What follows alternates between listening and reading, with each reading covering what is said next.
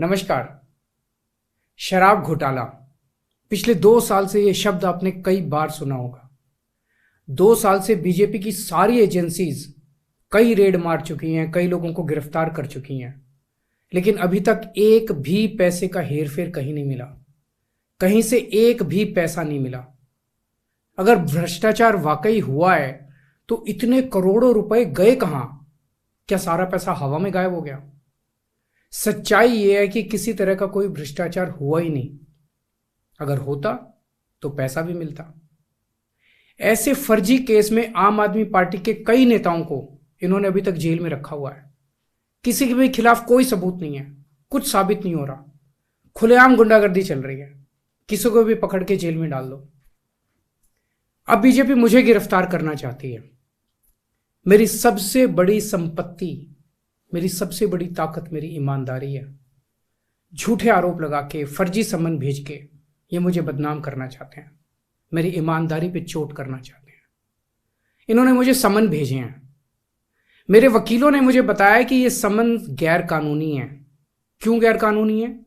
ये मैंने इनको विस्तार से लिख के भेजा है। मैंने बताया है कि उनके समन कैसे गैर कानूनी है, लेकिन उन्होंने मेरी एक भी बात का जवाब नहीं दिया। इसका मतलब उनके पास मेरी बातों का जवाब नहीं है। इसका मतलब वे भी मानते हैं कि उनका नोटिस गैर कानूनी है। क्या मुझे एक गैर कानूनी समन का पालन करना चाहिए? अगर कानूनी रूप से सही समन आएगा तो मैं पूरा सहयोग करूंगा। बीजेपी का मकसद जांच करना तो है ही नहीं। इनका मकसद तो लोकसभा चुनाव में मुझे प्रचार करने से रोकना है। ठीक लोकसभा चुनाव के पहले इन्होंने मुझे समन भेजा है। क्यों? इस जांच को चलते 2 साल हो गए। अभी ठीक लोकसभा चुनाव के पहले मुझे क्यों बुलाया जा रहा है? पहले क्यों नहीं बुलाया? सीबीआई ने मेरे को 8 महीने पहले बुलाया था। मैं सीबीआई में गया था, उनके सारे जवाब भी दिए थे। लेकिन अब ये लोग ठीक लोकसभा चुनाव के 2 महीने पहले मुझे बुला रहे हैं।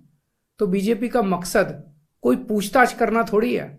इनका मकसद है पूछताछ के बहाने केजरीवाल को बुला लो और उसे गिरफ्तार कर लो, ताकि मैं लोकसभा चुनाव में प्रचार ना कर पाऊं। आज बीजेपी भ्रष्टाचारियों को नहीं पकड़ रही, बल्कि खुलेआम ईडी और सीबीआई का इस्तेमाल करके दूसरी पार्टियों के नेताओं को तोड़ के बीजेपी में शामिल करवाने का काम किया जा रहा है। एक नहीं, 2 नहीं, कितने उदाहरण हैं जहां किसी पार्टी के नेता के खिलाफ ईडीआई सीबीआई के मामले चल रहे थे या उन पे गंभीर आरोप लगे हुए थे। जैसे ही वो नेता बीजेपी में शामिल हुए, उनके सारे पुराने मामले बंद कर दिए गए या ठंडे बस्ते में डाल दिए गए।